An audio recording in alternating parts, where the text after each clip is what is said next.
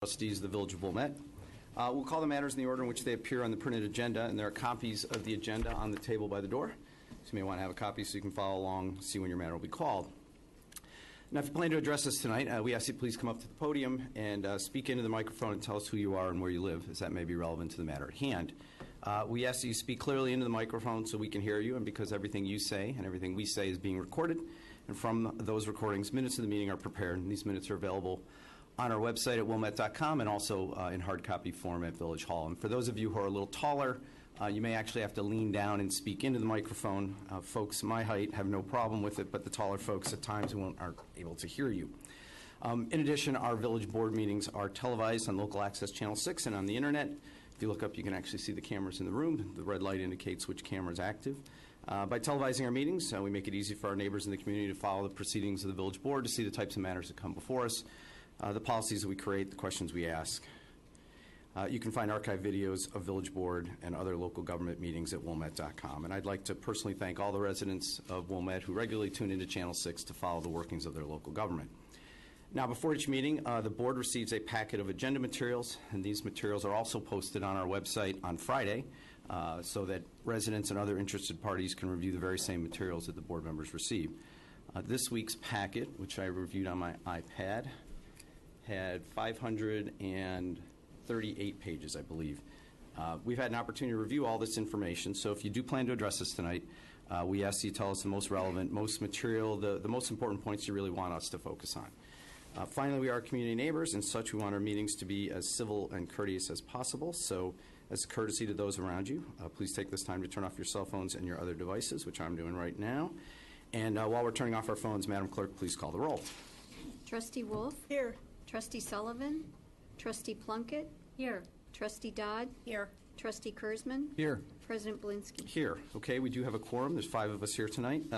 Next item on the agenda is item 2, public comment. During public comment, we ask if there's any member of the audience who would like to address the board on an item which is not on the agenda. Members of the audience can address members of the audience may address the board on items which are on the agenda when that particular matter is called. So is there any member of the audience who'd like to address us on a matter which is not on the agenda? May I see a show of hands? Okay, moving on to item 3, the consent agenda.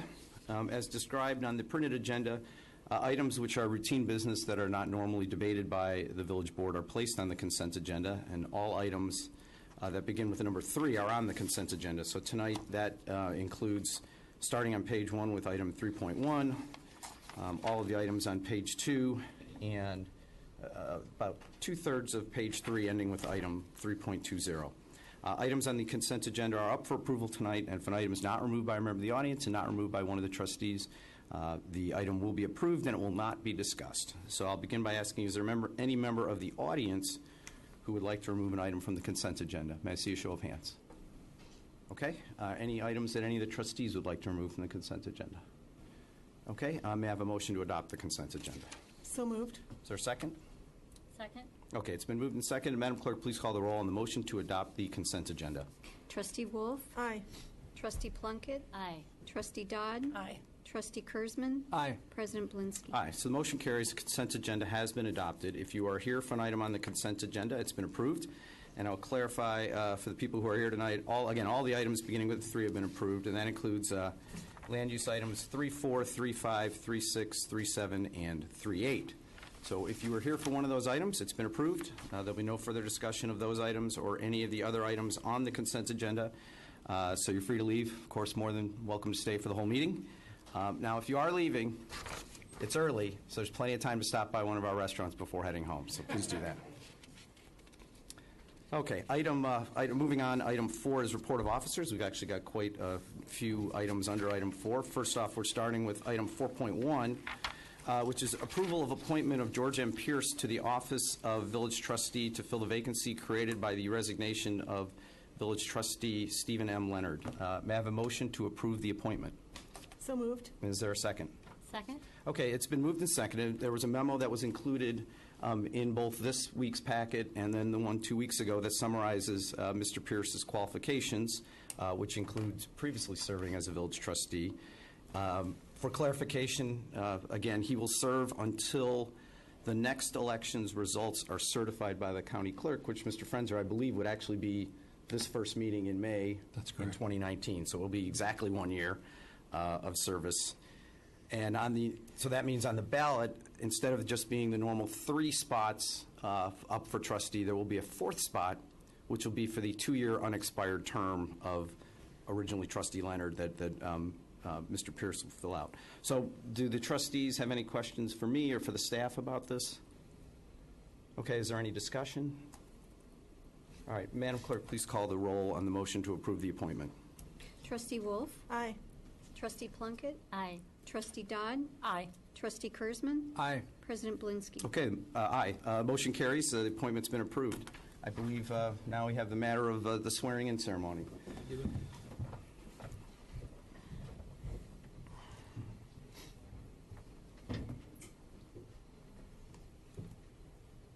So I was chosen because of my height and the microphone. But yeah, come up. It's been so long. Please raise your right hand and repeat after me. I, George M. Pierce, do solemnly swear I, George M. Pierce, do solemnly swear that I will support the Constitution of the United States of America, that I will support the Constitution of the United States of America, the Constitution of the State of Illinois, the Constitution of the State of Illinois, the Charter, laws, and ordinances the Charter, laws, and ordinances of the Village of Wilmette, of the Village of Wilmette, and that I will faithfully discharge the duties of my office and that I will faithfully discharge the duties of my office as village trustee as village trustee according to the best of my ability. according to the best of my ability. Congratulations. Thank you.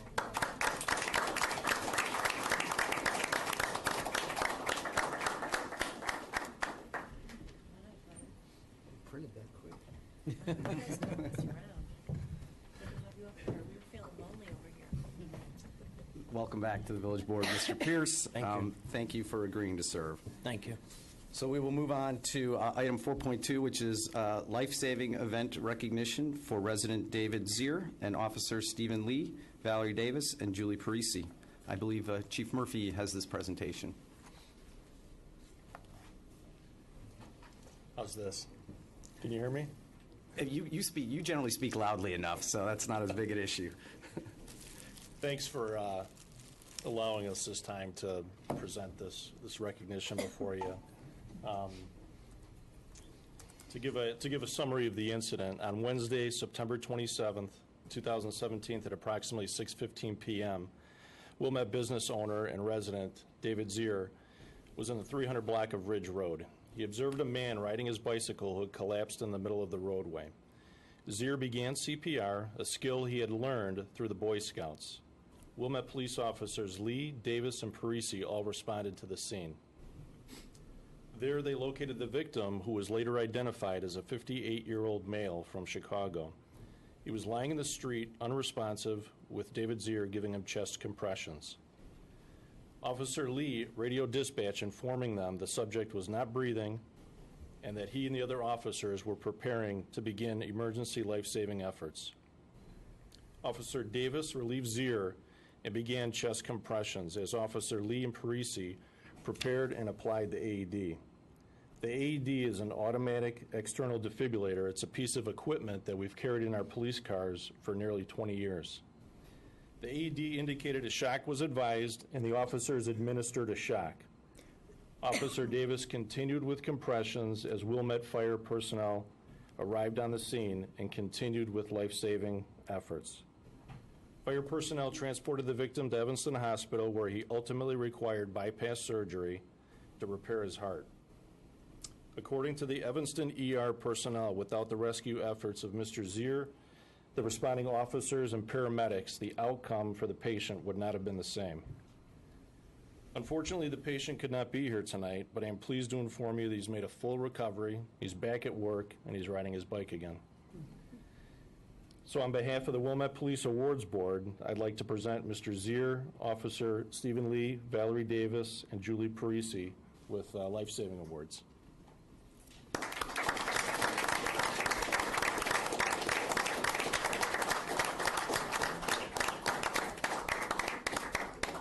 So Chief Murphy said there wasn't a need for a picture, but I'm sorry, there's always a need for a picture. So if the four of you want to come up like right in the middle, and we'll give people an opportunity to take a picture of all of you with your awards. And we'll get out of the way. It's a nice picture with the logo of the village behind.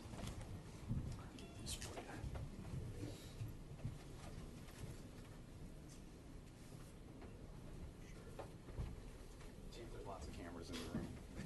All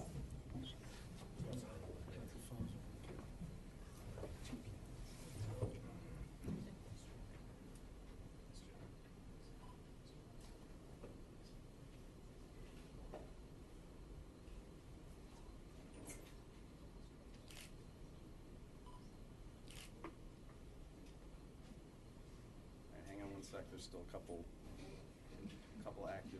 active cameras. All set?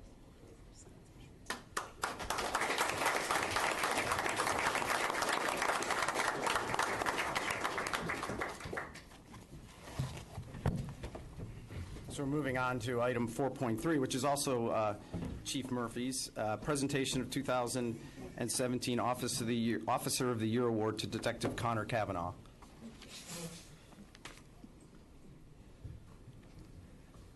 The Officer of the Year Award is presented to the Wilmette police officer who has made the most significant contribution to the police department throughout that year, and who, through his dedication, loyalty, and the consistently high quality of work, sets himself apart as a police officer to be emulated. I think what makes this award so special is it's voted upon by the officer's peers. This year's recipient is Detective Connor Kavanaugh. Connor is described by his supervisor as constantly seeking to improve himself through training and has become a leader in technical-related investigations. A skill and a knowledge that has reached a level that he was selected to serve on the North Regional Major Crimes Task Force, which is responsible for investigating homicides and non-parental child abductions in Wilmette and 11 other neighboring communities. Internally, Connor has also become a source of knowledge for his coworkers on more complex investigations, and I wanted to highlight just a couple of Connor's cases from 2017. In early January, a confidential informant was developed who was able to provide information on a heroin dealer on the North Shore. Acting in an undercover capacity, Connor was introduced to the heroin dealer. Connor subsequently purchased heroin from the suspect on several occasions. The suspect, who was a known gang member, was taken into custody, and during the last transaction, the investigation resulted in 2 arrests and charges for distribution of heroin. Additionally, 2 firearms were recovered during the investigation, including a fully operational AK-47. Also in 2017, Connor was assigned an identity theft case. A Wilmette victim had their identity stolen, and it was used to open lines of credit at cosmetic clinics in Chicago. The victim was reimbursed by the bank, and with most police agencies, typically this is where the investigation would end. Connor was able to work with the financial institution, and together they uncovered a massive fraud ring involving over 100 victims and close to $500,000 in fraud. These frauds were linked to numerous subjects, with one suspect being identified as the director of this major operation. Over the course of several months, and with over a dozen financial and social media search warrants, the investigation was expanded into loan fraud and money laundering. With the assistance of the U.S. Postal Service and Homeland Security, the Wilmette Police executed 6 search warrants in Chicago and the suburbs. Numerous pieces of evidence indicating a multi-state financial fraud enterprise were uncovered, and extensive criminal charges are pending against several individuals, with more indictments anticipated. One more case. In the fall of 2017, Connor was assigned a financial fraud case at a local bank in Wilmette. The loss prevention agents for the bank had recovered a sophisticated skimming device from inside one of their drive-up ATMs. This device appeared to be the next generation of ATM skimmers that was used to defeat the chip technology. Connor worked with several western suburb police departments and identified the crew responsible. Specifically, Connor identified additional suspects as well as a likely residence and storage locker, which were previously unknown. Through numerous surveillances, a solid case was built that culminated in 3 search warrants being executed and 3 suspects being arrested. Hundreds of fake credit cards and numerous devices were also recovered. The suspects were indicted with over 100 counts of identity theft and fraud, with additional counts expected. Through all the above accomplishments, Detective Kavanaugh has set himself apart as an officer to be emulated. Congratulations.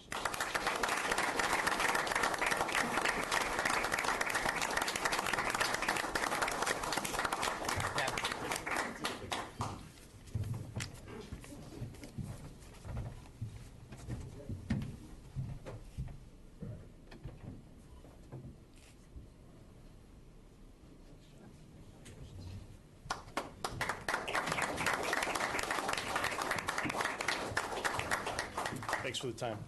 Thank you, Chief Murphy. Next item on the agenda is item 4.4, proclamation designating March 20th through 26th, 2018 as Public Works Week. And I will read the proclamation.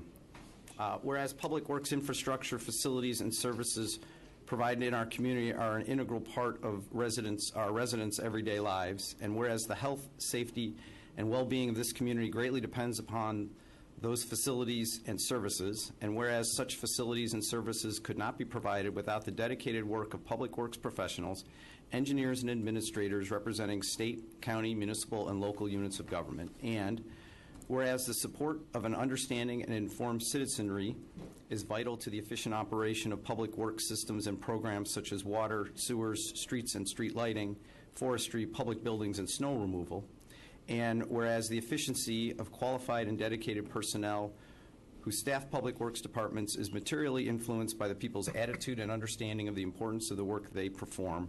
Now, therefore, I, Robert T. Belinsky, President of the Village of Wilmette, do hereby proclaim the week of May 20th through 26th, 2018 as Public Works Week in the Village of Wilmette, and call upon all citizens and civic organizations to acquaint themselves with the issues involved in providing our public works and to recognize the contributions which public works officials make every day to our health, safety, comfort, and quality of life.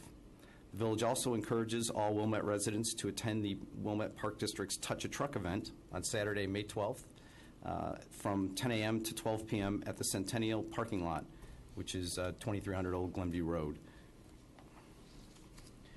Moving on to the officer reports, I actually have a couple of comments that I'd like to make tonight. One of the items on the consent agenda tonight was item 3.12, which is the appointment of William Bradford to the Plan Commission from May 8th, 2018 to May 8th, 2022.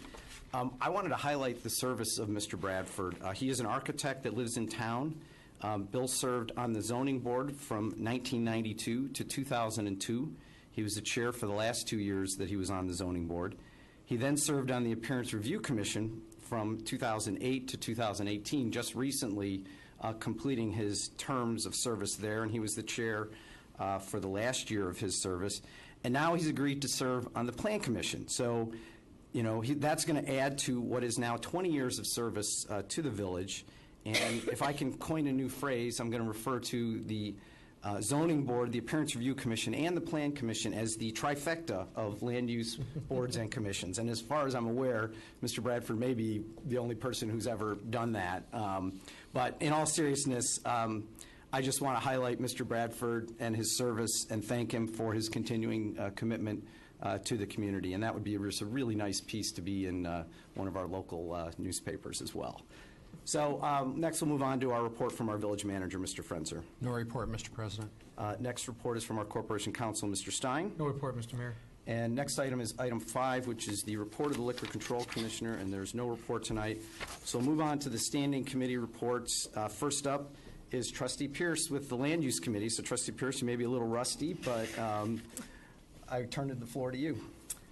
Thank you. Item 6.11, zoning case number 2018-Z15 for 405 Vista Drive. I move we grant a request for a 2.0-foot fence height variation and a fence openness variation to permit the retention of a 6-foot tall solid fence in a front yard in accordance with the plans submitted.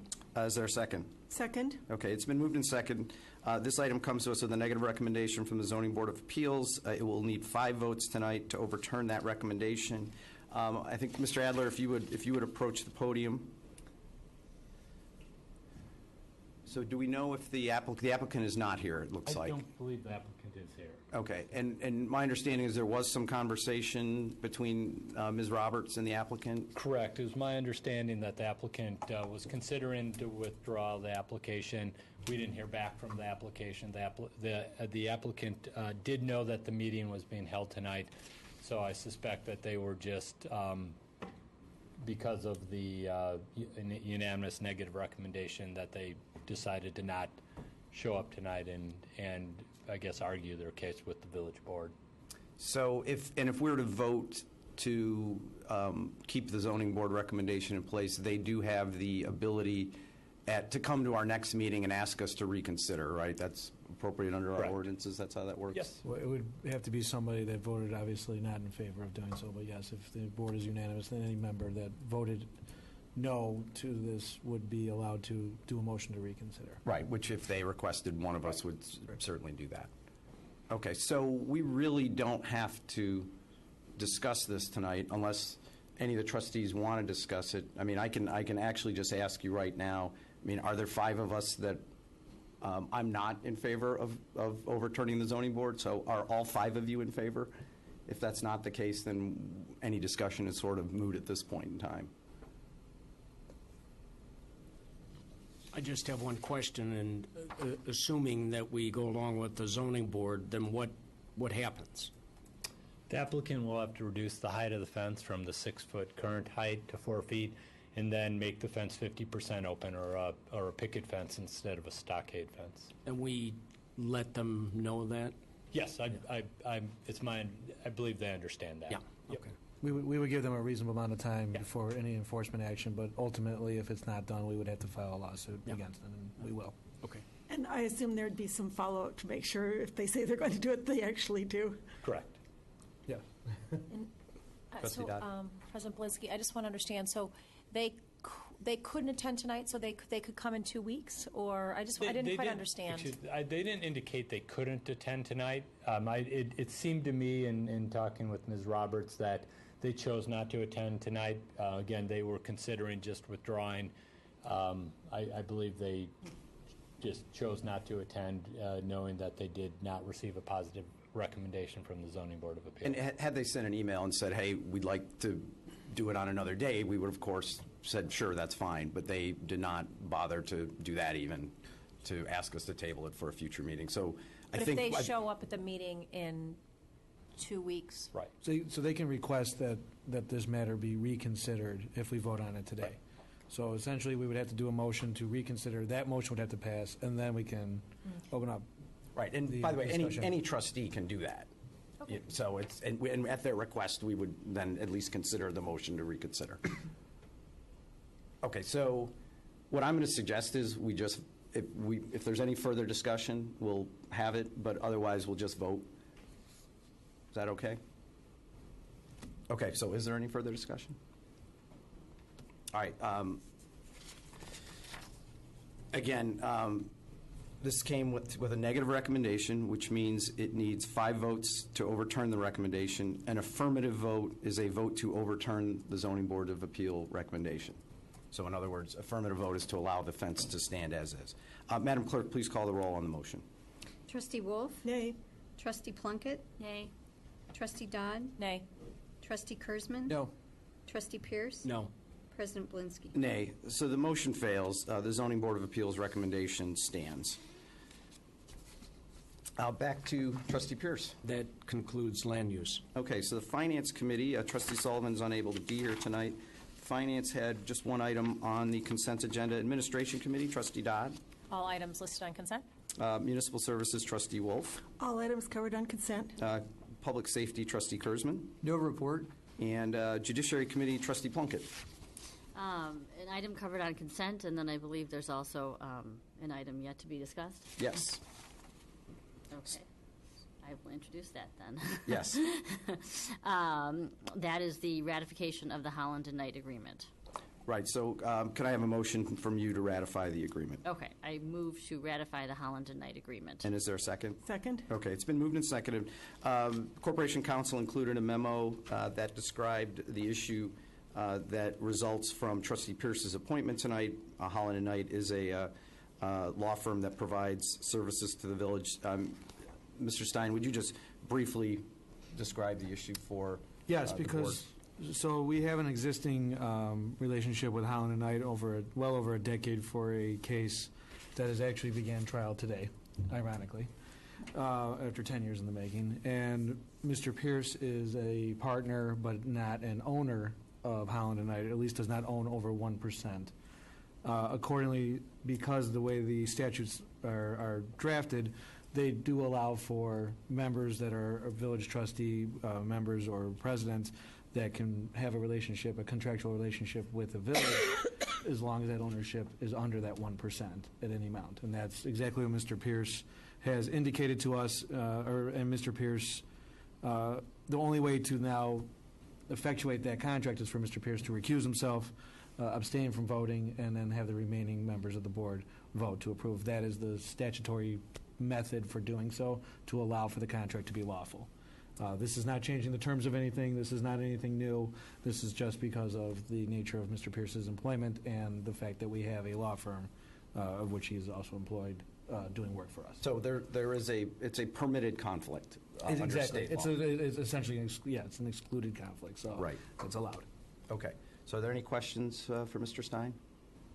So when you do that, do I say abstain? Well, now, yeah, so right now, you have submitted a letter in which you are going to recuse yourself. I'll take the liberty of telling what your conflict is, that you are an employee of Holland and Knight, and you have less than a 1% share of Holland and Knight. Right. You will abstain from voting, and you will cite the conflict cited, and obviously refrain from any discussion if there is any. Okay.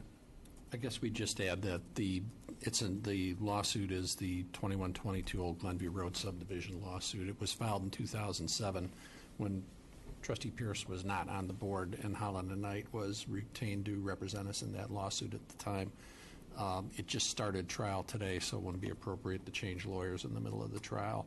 And that's the only thing that Holland and Knight represents us on. There's not other legal work. It's just this one particular case.